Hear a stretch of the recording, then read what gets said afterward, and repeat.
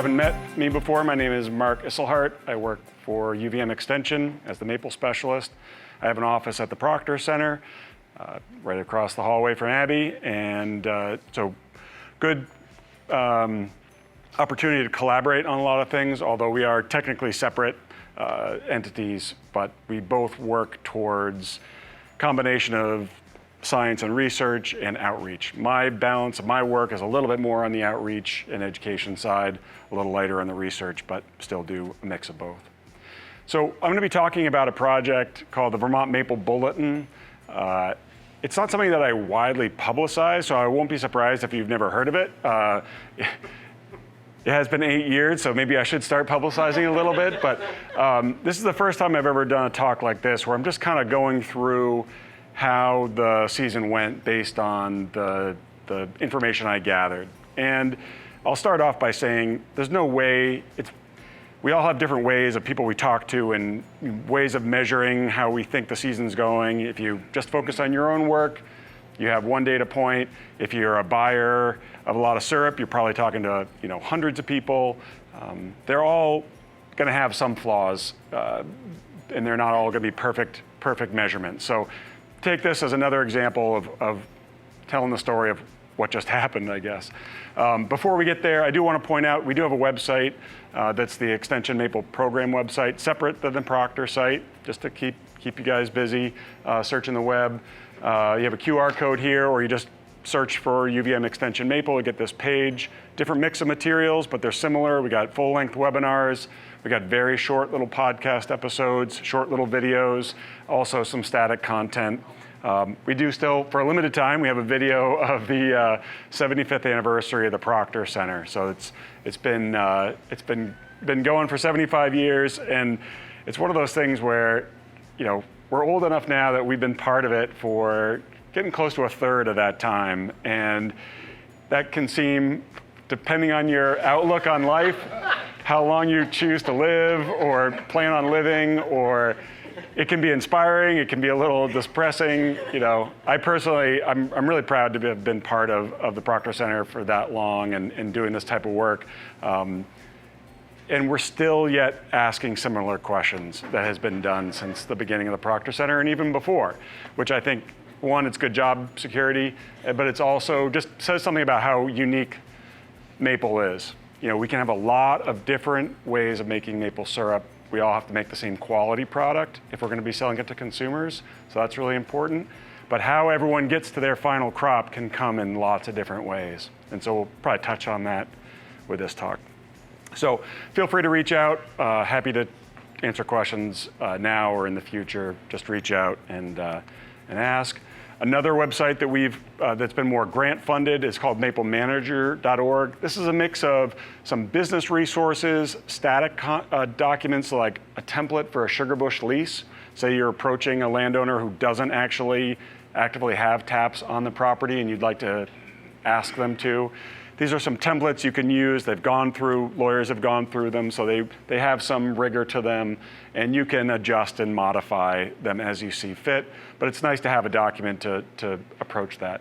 A lot of handshake deals out there, and handshake deals are great until they're not. And that's where actually having something in writing, even something modest, can be really helpful. So we updated the sugar bush lease. There's some calculators if you're more technologically inclined. You can do things like plugging pricing for SAP and various things. So check out those resources as well. We have some documents related to the forestry side. My undergrad is in forest management, and I just think it's an interesting part of maple that hasn't had a huge amount of attention over the last 30 years, even though it's arguably the most important element, having something to harvest sap from. There's some various reasons why it hasn't had quite as much research or extension focus over that time, but I think it's not going away, and I think the more conversations we have with the forestry community and maple community, the better, the healthier the forests will be, and probably the more productive your sugar bush will be. So we got some forestry resources there. So just to introduce, the Maple Bulletin, it's in its 8th year, like I said. I guess I wasn't going to, but I might as well ask. Before you came here, has anyone heard of this before? Well, Okay, great. Yep, Steve and Betsy, been nice to contribute this year. That's good to know. We focus on doing the research, the outreach, communicating. We're not social media people, we're not PR people, so it would be great to have a little more support on that side. Maybe we have to get the university to pony up some money to actually get the word out, but there's a lot of things to take your attention. So we're in the 8th year, and really what it's based around is a simple, short online survey, SurveyMonkey. I send out the same survey to all the participants, and they go through the survey, answer the questions. That way, if we ask Steve and Betsy, like, how was your season? How was your sugar content? It was great. And then another person say, no, it wasn't any good.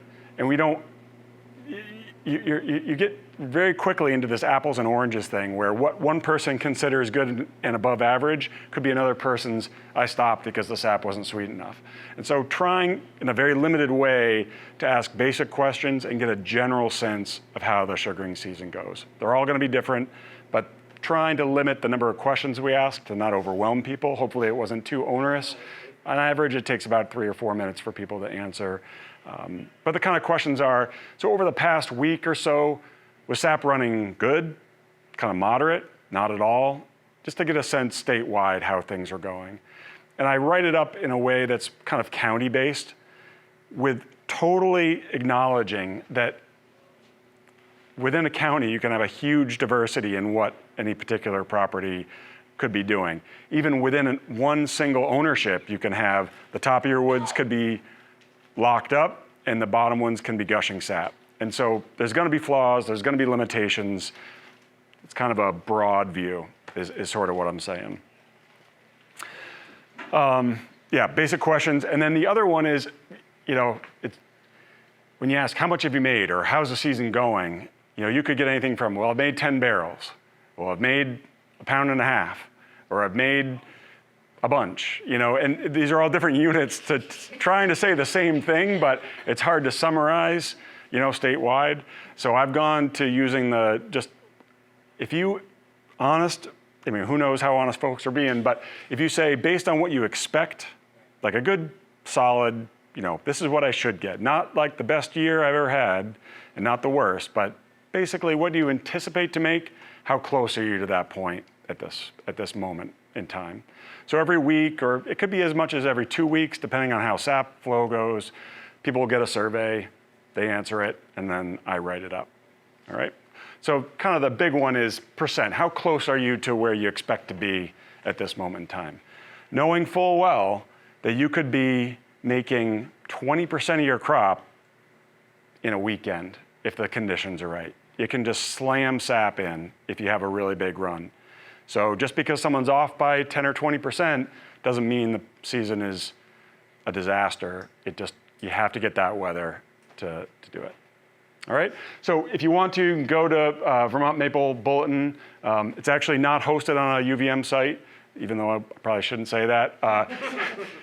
But you can go and check that out. You can go through all past 8 years if you're curious. There's a variety of information. It's not just crop reports for the county or assessments of where things are at. I also like to include, so we have about 15 to 20 producers respond. There's actually close to 30 who get the survey, but not everyone can report at any given time. And we got producers as less than 200 taps all the way up to 100,000 taps. So it's a real range. I don't stratify based on operation size. Again, this is not meant to be a rigorous analysis where we're gonna be saying with a high degree of confidence that this is what's happening. It's meant to be a snapshot, see what's happening in the season. All around the state, and a few contributors from beyond Vermont are also contributing. And I also like to throw in a few things. So this is kind of relevant to this past year. Here's just an infrared image of a tree looking at the temperature on the surface of the bark, so the stem. You can see in the sun, it's almost 60 degrees. And on the back side, it's 20 degrees. Now that's exposed to air temperature. On that time, I think it was, the air temperature was in the low 20s in the shade. Now think about that inside the tree. If you had a tree that's been frozen for months, Just because it gets warm one day doesn't mean you're going to get a gusher run. I know you probably already know this, but I think this really highlights how variable it can be. Interestingly, this is another reason we'd like to try to dispel the myth of always tap on the south side of the tree. Yeah, you are going to get sap flow happening on that face that's facing the sun. You're also going to cluster all your wounding, all your stained, non-conductive wood in one area, and you're going to end up with a larger overall wound as a result. So you still see it, people say it. I'm not sure who we got to end that one for sure. Like, there's a year where, yeah, you might get incrementally more sap by tapping the south side, maybe a cold year like we had, but then you don't know what that season's going to be going into it when you're putting that tap hole in. Yeah. They used to have that tree met on where they had the north and south taps, and the beginning would go up on the south, and then later on, the north would catch up. Exactly, exactly. And then there's some years that are super hot. Yeah. North side is where to be, because otherwise those tap holes are going to close up a lot sooner. So anyway, I try to sprinkle in some interesting stuff. So if you do feel like going through previous years, you might see some interesting images and some captions that aren't necessarily tied to that 1 year season. I also like to throw in a little historical references. Abby's fond of saying nothing new under the sun in maple, and it's very true. Things have been tried, things have been innovated, and just when you think you have the brand new idea, you look back and 50 years ago someone was doing it. I don't think this one is coming back though. This is a gasoline powered tapper with a little flexible PTO shaft that comes around. Anyone used one of these in the past? No, but my dad did. Yeah. But that was an innovation over the bit and brace, right? So we get pretty focused on what we get focused on in the moment, but it's fun to kind of look back a little bit in past and not just with nostalgia, but just understand how folks innovated and how they made maple in new ways. So questions are really just trying to compare between areas based on averages, long-term trends. And just this year, I got over 140 responses. So what I'm going to describe involves lots and lots of individual responses, not from 140 different people, but over the season, it represents quite a bit of response. And yeah, we're not going to be making any statistical inference from any of this data. We're just kind of tell the story, and we'll see if it reflects what you experienced or whether it's something different. We know last year, 2022, for a lot of people was a very long, productive season. It was warm enough to get some early flow, but not too warm, and then it didn't get too hot later, and it was very long, and so we saw a lot of production. 2021 was very different. It was a very poor year for a lot of folks. So we know years vary, and if you've only been in it a few years, it could come as quite a shock if you haven't had a bad year. So, okay. I'll just give you a quick snapshot at the beginning. We're going to go through the season, and then we'll do a little wrap up, all right? So probably going into the season, the record warmth of January was really a big news story, both within the maple industry and just broadly around Vermont. The snow didn't really show up until the second half of the season or later, and we had some cold temps later, which kind of impacted folks who are in colder than average typical areas. And then we also heard quite a bit from folks who had good solid average sap sweetness or even above. I'm curious if folks here, did you generally saw sweeter than average sap, or was it about typical? Sweeter than average. Yep, I see quite a bit. Anyone who had below average? About average, but it was higher than the last 5 years. Okay, yep. I might as well throw it out there because someone might ask. We don't know exactly why. It's a tough one. There's a lot of factors. There are things that can, both biological, environmental, that can contribute. Generally, they're going to kind of chip away at what the sap might be, but there's so many variables. It's really hard to say it's definitely this one thing. We know in general, like poor growing seasons before can limit it. If you have limited moisture, close to drought conditions, that can be a problem. But then it can be swamped by really good sugaring weather if you have a nice prolonged season. So it's a tricky one. That could be whole career looking at that. Like I said, the story about how warm January was, these are just a couple of media stories that popped up during that time. I mean, I have been doing this a long time. I don't keep track necessarily of the data, but I can't remember a story that got more press than when I think it was Kyle Brannon posted a little video of sap flow in January in his releaser. I got calls from all over, like, what does this mean for the season, and what's it going to be? It was really remarkable how that one little video really got folks' attention. So, yeah, I was being asked to make predictions starting, whenever he posted that, about a couple hours later, I was already being asked what the season's going to be. So, I've gotten pretty good at deferring that question, but it doesn't stop them from asking. So some people did get early sap flow, and obviously the operations that are really big can only hire so many people willing to do the hard work to tap trees.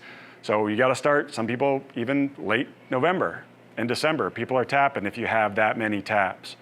So they're going to get some sap. If the conditions are right and the trees are willing to run, you're going to make some. That's not the most typical thing. There's relatively few people who fall into that category that are tapping so early.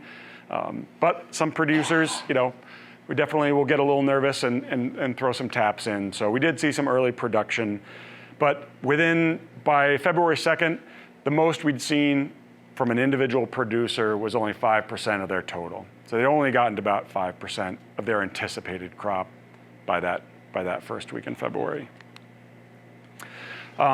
So we also saw that there's just some quotes from people in Addison County were just still getting the sugar house ready. This place in Orange County, over the whole week, that warm weather, they only got about 8 gallons per tap. So that's obviously not a big gusher run over a whole week's time. And we definitely heard folks saying it was the earliest they'd ever boiled, either earlier than normal or the earliest ever for their operation. I'm curious how many people here had their earliest boil, if you're comfortable sharing. Anyone boil earlier than ever? Couple? Okay. Second earliest, but definitely on the earlier side. Yep, I think that was pretty typical. This graph from NOAA, or this graphic from NOAA, you can see the Northeast, warmest January on record. Very, very warm temperatures, but a lot of folks don't have an operation that requires that they be that reactive or be tapping early. So they maybe didn't really collect any sap at that point. So the next week, between the 3rd and the 15th of February, we had kind of bookended cold snaps. That first kind of early part of that month, real cold temperatures. One producer up here in Franklin County had already gotten to close to 15% of their crop at that point. But that was kind of an outlier. You had more people in the 5% range, and then a few at 1%, and some who still hadn't made any. So, it really depends on operation size for sure. And there really hadn't been any big runs at that point. Trees are still relatively frozen by and large, and not seeing a whole lot of reports of big gusher runs. Can you see the dates here along the bottom? I'm going to show a similar graph for each month. So as long as you can see, the average high is the horizontal kind of reddish line. The horizontal blue line is the average low. And you can see that bar, if it's above that orange line, it would be higher than average for that location. So definitely these right here, that's a cold snap that's really significant for temperature on the low end. A couple more quotes. Someone in Windsor County, really uncommon for them, even though we might think of Windsor County as being on the warmer side. They said it's really rare for them to make syrup in February. They took it as a treat, at least at the time. These quotes are all happening in time. This is not looking back, just so you know. And warmer than usual in Addison County, and they were having pretty clear tapping in Lamoille County. And as you know, we hadn't really had a whole lot of snow. This picture is of Essex County.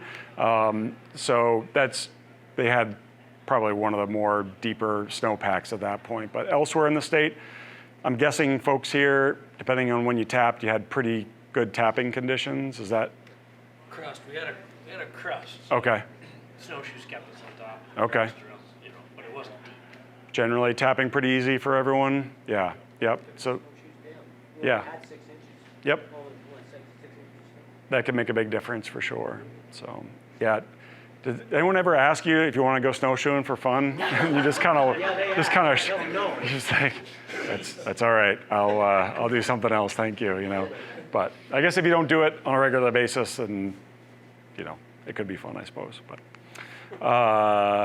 yeah, Bennington County. So we're jumping ahead again a week here. Fast and Furious, and hard to tap and boil. So they were maybe caught a little bit by some early sap runs or earlier than they expected. So tapping and boiling that would be a pretty neat trick if you could do that. And then in Chittenden County, we had someone who was about 30% of their crop in that last week in February. And then more, you know, it's building. We got people getting close to a quarter of a crop, and then folks a little bit off of that. Starting to hear reports, you know, we're making lighter syrup. We definitely heard that by and large. In general, folks are making lighter grade, not necessarily golden, but just lighter than they would expect. Does that kind of go along with what you saw? Yeah. Similar to that sap sweetness, I mean, we can point to a few things that would make sense.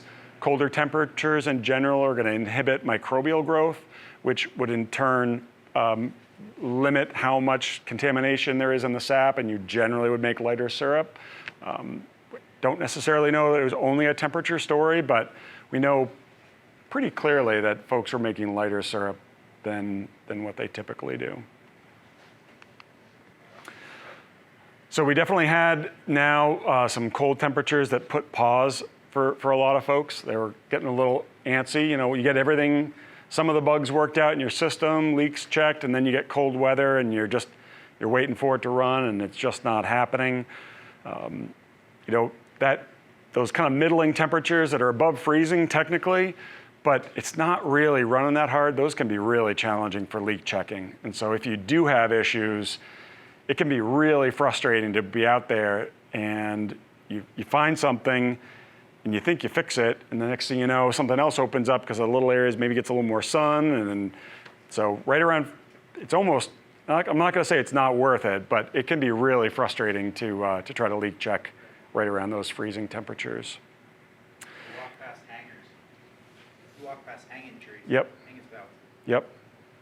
Yep. And then the sun comes around, or maybe it's blocked by the tree in front of it, and that thaws out, and next thing you know, like how did I miss that? Yep. So. Find some of it. Yeah. Yep. And it's definitely like you want to be as productive as possible, and it doesn't feel great to have to go back to that same spot you just were the day before, but it's part of the joy, right? So I guess I include this picture here of the remote monitoring systems. They're real popular. You know, they really do a good job of limiting how much labor you need to have, maybe compared to the past. But all they are a sensor connected to a tubing system. And so if there's an issue, if there's a little, you know, a plug of ice or something, you're not gonna know that there's a leak upstream of that until it thaws out. So technology is great, and but it's not gonna guarantee that you're gonna have a nice tight system immediately. So we're starting to hear now from operations with typically colder sugar bushes. These could be ones that are north facing or higher elevation in a cold hollow, get cold air sweeping down sooner than other areas. We're starting to hear a little bit about people just not seeing the flow that maybe people they have nearby that are seeing it. And so we're starting to, at this point in the season, start to hear some concern about, well, the season hasn't even really started for us yet, or it's really just starting. So I think this is a great quote. It's a little long, but this is a sugar maker who's been at it for a while. You know, that seems pretty typical. We get all excited, make a little syrup, and then things freeze up for several weeks, and the anticipation of the season to come becomes frustrating. And that's, you know, it's not a food factory. We're not grabbing raw materials and cooking something up and sending it out the door. This is a natural product that is beholden to the environment in which those trees are growing, and I think it tells a great story to your consumers, but it's definitely doesn't all come at once, and it doesn't come evenly at all. You March was kind of typical. We had some pretty typical temperatures. It was slowly warming, but we had folks now where if you had an average, using air quotes, average kind of warmth as far as your bush, you were doing okay, or even maybe a little better because it wasn't getting too hot. But folks who had colder areas they weren't making up for lost ground before. So this is data from the 9th of March, and we have a third that have yet to make any more than 10% of their crop. This is a total of 15 respondents. We had a little over a quarter who had made more than a quarter of their crop, another quarter that was somewhere between 11 and 25%. So this is March 9th. And then you had, I'm not sure exactly what percentage that is, it's probably less than 20%, that had made zero sap at all on March 9th. And we know historically the finish line is coming. We don't know exactly what day it is, but we know that warm temperature is coming. So now you start to really sweat a little bit because how many ideal sap flow days are there really gonna be? So I think we have heard, this is 15 people to characterize a whole state's production. That's asking a lot of that data. But I do think that we have a real mix. The number of people who are really in that disastrous, I don't think it was a huge number. I don't think it was half the crop for sure. But there definitely were people who were experiencing sustained cold temperatures and very little sap flow at all. So moving ahead to March 11th through the 23rd, and as you can see, it's not every week. I'm not going to report on every single week. Now we're really starting to see some geographic separation. We're starting to see higher production values in kind of the warmer southern areas, and Essex, Caledonia, Orleans counties are really struggling in general. You'll find individuals in those counties that were doing okay, but that's really, if you're going to find someone who's having a really struggling time getting good production, it's going to be in those kind of colder areas. Other than maybe outliers, I mean, there are parts of southern Vermont that are really, really pretty cold, but they tend to be a little bit more unique, kind of microclimates. Definitely still continuation of the lighter sap phenomenon. So we're not seeing people start to make darker syrup. They say, wow, I just made lighter syrup, and it was staying lighter as the season goes on. So it seemed like a lot of folks were saying they did make lighter syrup. Did you also see that it kind of stayed light? It didn't start to go darker? Or was it more, did you have a blend of all? Then it went dark, then it went light again. Oh, okay. Yep. And then it went dark again. Yeah. What Up and down. was also notable at this period of time was that big snowstorm. Obviously, some parts of the state, southern Vermont got 3 feet or more, and then that was really the epicenter for all that snowfall. Further north, you got less, but people still got a good amount. And I think that snowfall really helped a lot of folks extend their season because there was that kind of insulating blanket of snow, moderated temperatures by and large. But it was a pretty big event for sure. By far the biggest snowstorm that we'd had this year. So again, just to illustrate some of this, we had warmer sites are doing well, colder sites have not been able to take advantage of the days because they're just on that edge. Maybe it thaws out and goes above freezing, but it's not really a big gusher of a run. Orleans County, again, this is between the 11th and the 23rd. And they're saying the season hasn't even started yet. So that would be one of those really cold areas for sure. And then I've heard this a lot, like temperatures were close, but they just weren't quite warm enough to really get the trees to run. How many days do you think, if you had to get or had to just throw out a response of like, how many days were you that close but not really there yet as far as a good sap run? Was it many of them? Anyone else have a similar? All of them, yeah. Did anyone have a big gusher run this year that they couldn't keep up with? We had one day. I wish I could tell you the date. Yep. one day. One day. So, I mean, we heard some folks say we actually kind of liked it because it was, we didn't have that, oh, we can't keep up, we're up all night. But if every day is like that and the season is a typical length, you're going to not hit your target. So we're not there yet as far as the season, but people are starting to get a little worried, especially in those colder areas. And then this producer in Lamoille County, they had 50 degrees. Thermometer said 50 degrees, but the sap was barely running. And I think, just as a little bit of an aside, I think this is really important because it illustrates how, that number, you could use that number to predict sap flow in the future, but does it always mean you're going to have good sap flow? And, modeling is hard. Modeling is basically a computation that's going to do what you tell it to do. So if you tell a model every time it hits 50 degrees, you're going to have a good run, well, we know that's not always the case. So it makes it very challenging to predict. I would say the number one reason why we would want to do that modeling is in the face of climate change and what should we expect. But this really highlights the limitations and the challenges, I'll say, of doing that. And I'll say this producer in Lamoille County is in a very, very cold area. In a town where I have another person reporting from the same exact town and his completely different experience in terms of temperature. At the end, I'll zip ahead for this one to tell this one anecdote, but this producer that is talking about the cold temperatures hit, I think, 72, at the end of the season, they're about 72 or 75% of their anticipated crop. In the same town, that producer, another producer, was about 120% of their crop. So same exact town. So it really makes it challenging to say, the average, I guess. I don't know. I mean, it's a hard thing to predict for sure.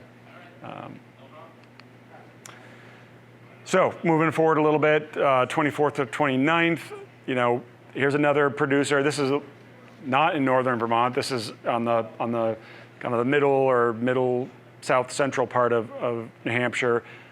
That similar phenomenon, above freezing, but just a couple of degrees off from what we expect to get a good sap flow.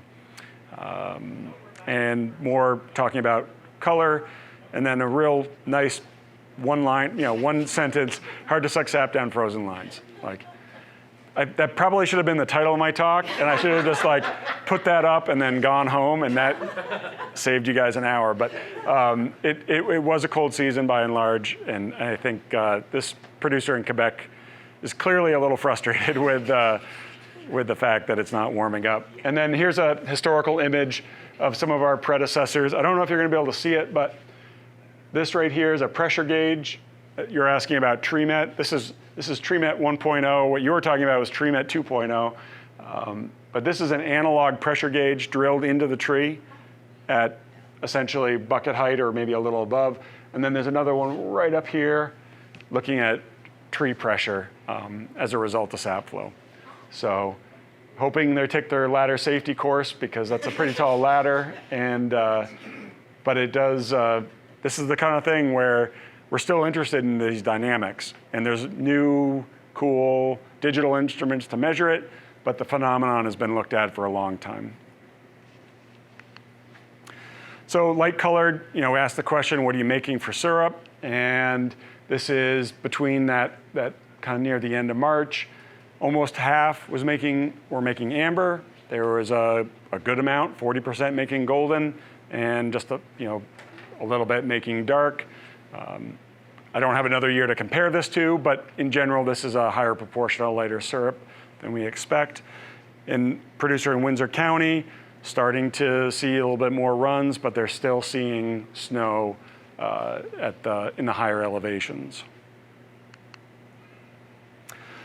So late in March, beginning of April, starting to see the beginning to the end. These operations, this is one I stopped by March 29th, and the sap was a little funky. You could smell it when you walked in the sugar house. It was no longer grade A syrup, but And I'll say, it was an interesting opportunity. I'm driving around visiting folks I know, folks I don't know. It's a delicate conversation to have. You walk in unannounced and just say, I'm just curious, how's it going? It's a delicate thing, I mean, they either had really good poker faces or maybe were so in the moment that didn't necessarily know that it had moved to that next level. There's that moment, and we've all probably, who've made syrup, been there.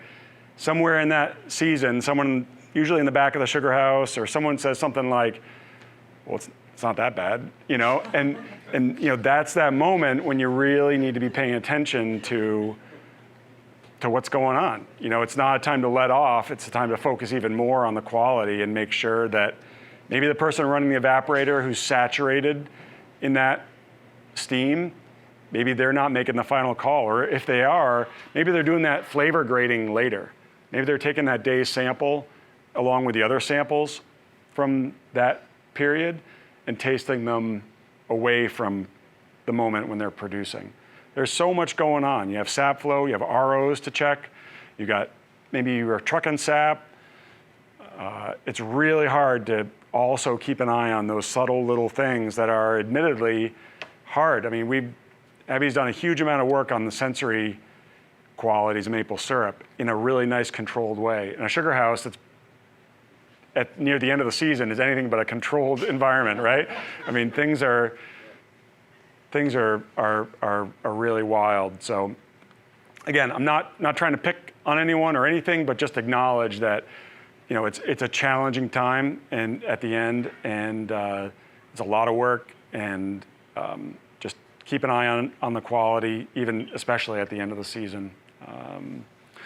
So we're definitely hearing from folks at the end of March, beginning of April, where they're starting to see the writing on the wall, that they just, based on their long-term averages, they're not gonna, something would have to change dramatically for them to make up for the syrup that they haven't produced yet. So we're starting to hear some grumblings for sure. Here's a producer, a little longer quote. Longer than normal season, more sap flow days, but the cool weather kept the sap amounts modest. So they got sap flow, but it just wasn't a big gusher run. Slow and steady, made light syrup, and they actually might have customers who want darker syrup and they weren't making it. So that's kind of challenging. Then here's a little historical document. This is data that was collected from the 1880, 1881, and 82 census. I don't know if you can see it in the back here, but the unit here is how many pounds of syrup or sugar at that point, pounds of sugar per 1,000 acres. And it kind of shows you these orange areas are the highest, so that's over 3,000 pounds of sugar per 1,000 acres, which isn't certainly not a lot of sugar if you think about it per 1,000 acres. But you can see generally where you saw production around the state back then. And this, I just took a snippet of the map. It actually shows the whole US, or at least the parts of the US that made maple sugar back then. So this is, you can get this, there's a link right here. If you need to find it, I'm happy to point you. It's kind of a neat historical document to see.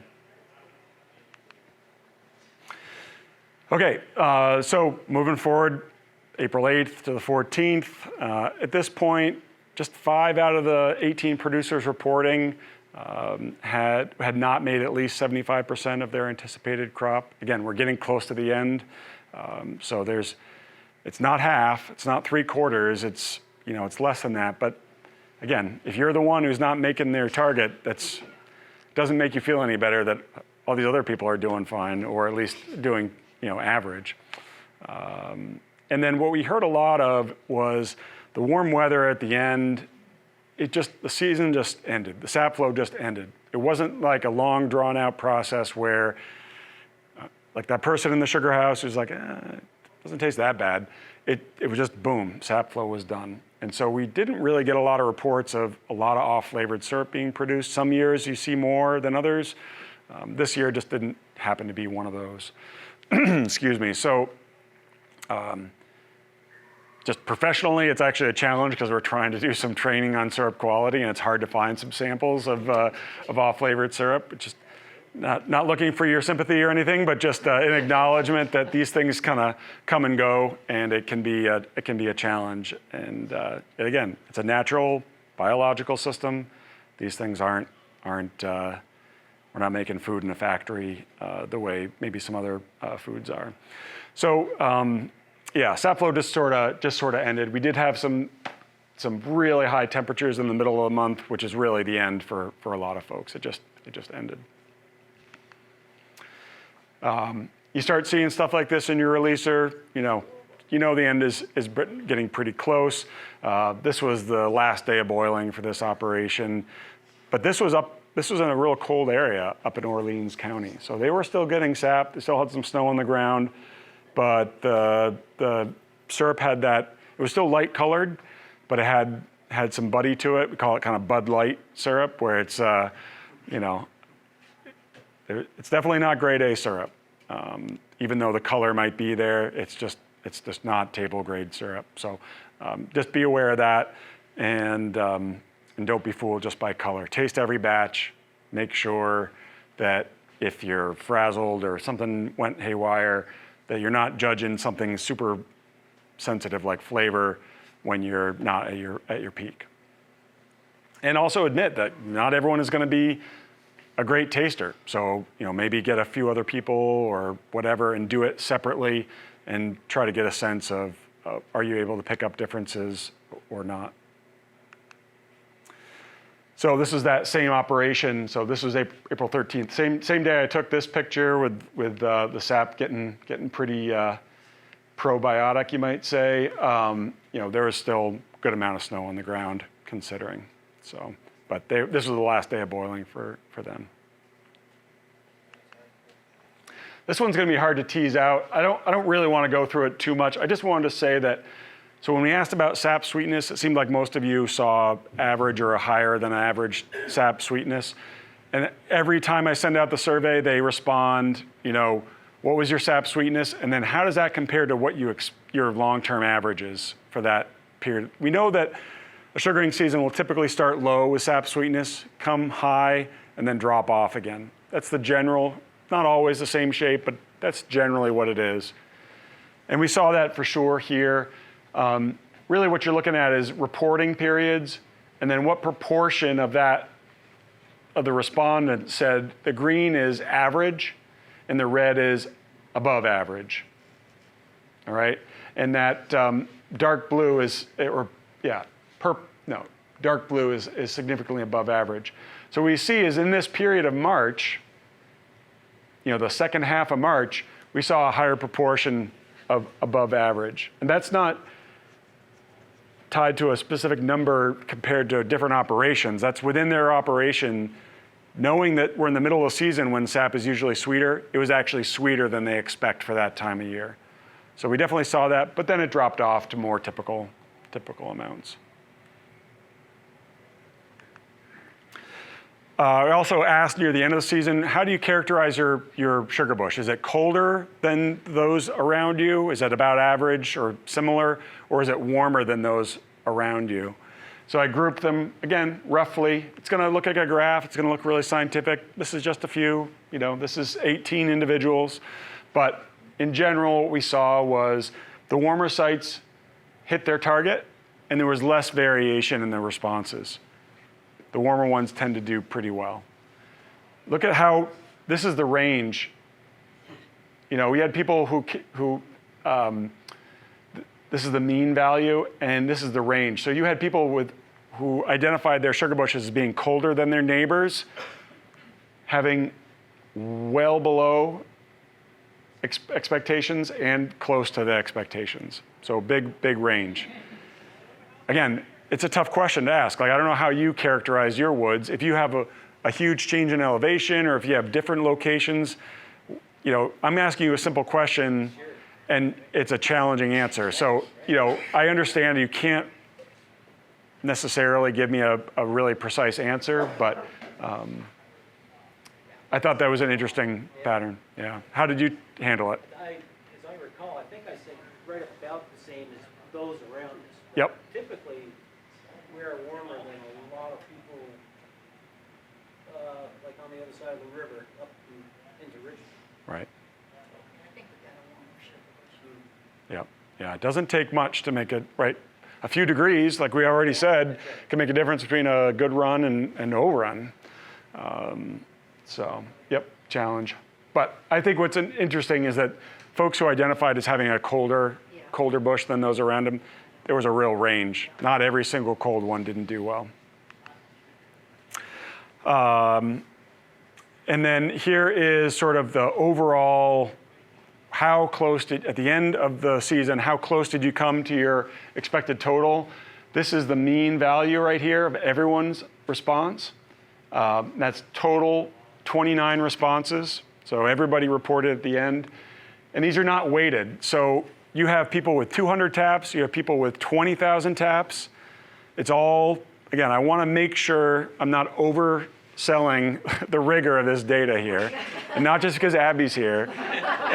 But I just want to make sure this is how I chose to illustrate this point, that when you add everything up and average it, it was about 80% of a crop is what the folks that I communicated with over this whole season did. So it wasn't a full crop, it wasn't a record crop, but it also wasn't like pockets hanging out, half a crop. We definitely had folks who were in that group. So we had, each one of these represents a single person reporting. So you had some at half a crop, then you had this other group that was kind of around 75% or so, maybe a little less, and then you had folks right around 100%. The other thing I'll say is, I heard a lot of folks compare it to 2022, which is really challenging because last year was pretty ideal in terms of temperatures. So,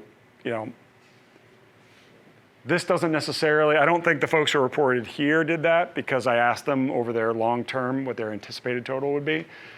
But comparing this year to last year is a little apples and oranges because the weather was so different. And production totals, while ranged obviously widely, large amount of light syrup, and then that phenomenon, the season just sort of ended. I heard that from a lot of folks. Okay, so last couple of things. This is one way of trying to characterize the season. There's another way that's presumably a little bit more accurate, and that is reporting to the USDA NASS survey. I was part of a working group through IMSI to engage with NASS to modify the survey. We know that this has been a challenge in the past. If we talk to folks who move a lot of the syrup in the state, talk to a lot of manufacturers, sugar makers, we think about 30% more syrup is made in Vermont that is reported every year. And that may not seem like a big deal if you're just focused on your operation, but I'll say that knowing that the industry is bigger has benefits for the whole industry. There's more investment, both our institution and others would invest more resources and capacity of people doing work. You would have potentially more grant money. That doesn't necessarily attractive to everybody, but if you thought, well, maybe there would be another technician like Brendan or another researcher or someone doing work to help answer some of these questions because the industry is actually 30% larger than we think it is, it seems like a good idea to contribute to this survey. So working with NASS, who were really, really responsive. They really wanted to help make this as good a survey as possible. So we cut it down from 4 pages to 2 pages. We eliminated a lot of those questions like how many half pints of Very Dark did you sell retail? Or asking people to do these weighted averages, which just takes a long time and people are still pulling spouts and cleaning up and they don't want to fill out a survey and they don't want to get phone calls harassing them to do it. We told them these things and they were really responsive. And so one thing is the timing is not going to change this year. This year, things were already, the federal government works on a much longer rotation. So they had, next year we're going to try to push back the survey so it's a little bit more convenient for sugar makers. This year it's going to come out the regular time, but it's going to be significantly shorter. And hopefully the data will be more usable and more accurate. So if you're inclined, if you're not being counted, consider it. By law, they cannot share any of your information with any other government agency or any other individual. There's jail time, big financial fines. They are not going to share it. So if you're interested and you want to be counted, you can either scan this QR code right now, or you can email this gentleman, Lance, who is the point person that we've been working with. He's the head of the crops division for NASS. So he looks over 130 different crops, not just maple. He's based out of Washington. We were really lucky to have his engagement. So he's the one who gets to make a lot of these decisions. And he's said, yeah, have them email me directly, and I'll make sure they get on the list. So if you do it already, that's great. If you know others who don't and might be skeptical, please consider relaying my message that it really does help the whole industry to have a better, more accurate count. Here's just a look at the questions. They're going to be a little blurry, but we really looked at just the big things. How big is the crop? How much did you make? How many taps? We are asking about acreage, that new acreage about sugar bush, because we're curious about the forestry side, or at least some of us are. And looking at the marketing, like, do you sell it in bulk? Do you sell it wholesale? Do you sell it retail? I think that's a real interesting thing. And in Vermont now, we're about 85 to 90% of the crop is sold in bulk. It wasn't that long ago. Within my period of time of being involved in maple, it was 50-50 bulk and retail. So that has changed dramatically. And I think that's really important information to have. It says a lot about where the industry is going. And so I think that's important to retain. But some of the other ones, it seemed irrelevant, and it wasn't really worth asking producers to enter that information. Okay, so if you have any questions about that, feel free to reach out. And that data will be published for this year. The surveys are going out right now, and I think they publish it this June 9th, something like that, is when the NASS data will come out. Okay, well, thanks very much for your attention, and let me know if you have any questions.